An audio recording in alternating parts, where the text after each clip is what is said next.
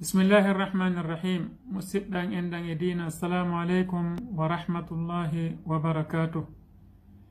ان يوتينو في مصيبو ونونغ اندر شركو ويدن شركو on bonnana goddo golle makko mojjeden ko de heewi ko de heewi ko de duudu ko mojji ko mojji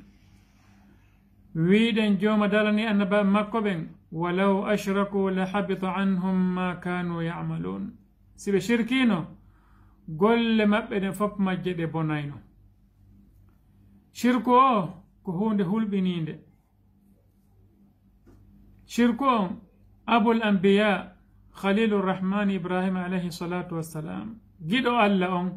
النبي إبراهيم بن أن بابا بن هم هولي شركون وطوري يالدن مشركون كان كبي مكو بن جوما دالي مفلو كو إبراهيم وولي كون جوما دالي وإذ قال إبراهيم رب اجعل هذا البلد آمنا واجنبني وبني أن نعبد الأصنام النبي إبراهيم إني الله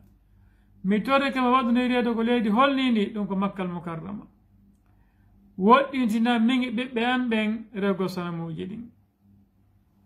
joni no odo shirku Allah subhanahu wa ta'ala ya fata ko aden jo maydo e hore shirku mo shirkani Allah ha o mai haray on don Allah ya fata ko mo zunuboji makko din kala ko wadda Allah accante sina shirku on سماي يهور مودون يوم ذلك لتلما كتدونه إن الله لا يغفر أن يشرك به ويغفر ما دون ذلك لمن يشاء تبتي الله سبحانه وتعالى ويوتنته وأجنته آلن جو شركان رمو همو أجنون كوني غاني شركون ذنوب جلتوري دين وننم مفالا أجنده جابرين رضي الله عنه وأرضاه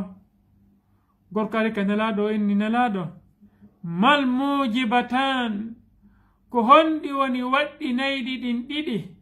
waɗɗina aljanna ma waɗɗina yiite no woodi yimɓe ka aduna ɗo hande ka yo aduna ɗo no woodi yimɓe ɓenɗo yiite waɗɗanike ɓe ɓe kede aljanna waɗɗanike ɓe honɗum woni ni honɗum watta ɗum mal mujibatan honɗum woni waɗɗinayɗi ɗin ɗiɗi nelaɗo sallah sallam ɓe maaki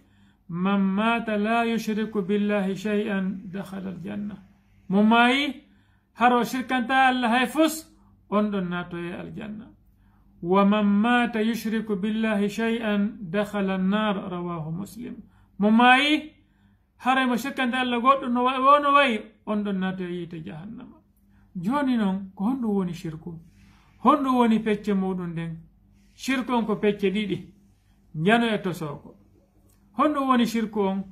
ko waɗ ƴettugol ko Allah subhanahu wa ta'ala hertori kon e dewe ɗen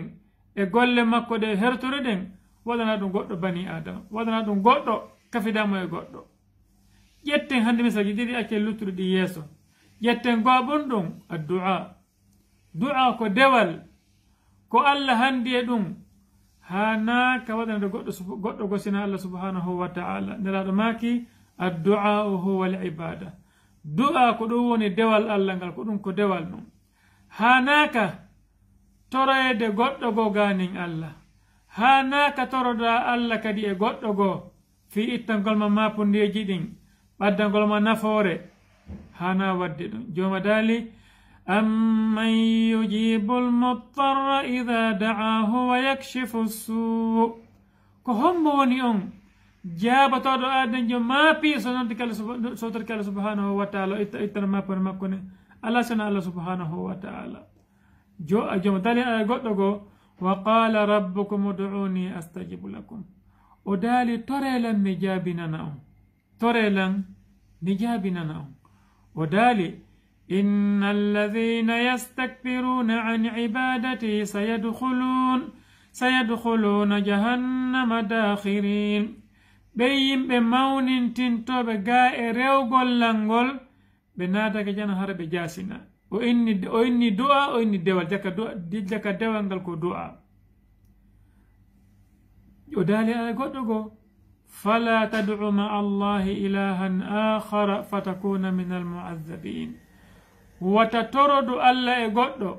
wata rewidu Allah e goɗɗo sakko jeeɗa e yimɓe lettoteɓe ñande janngo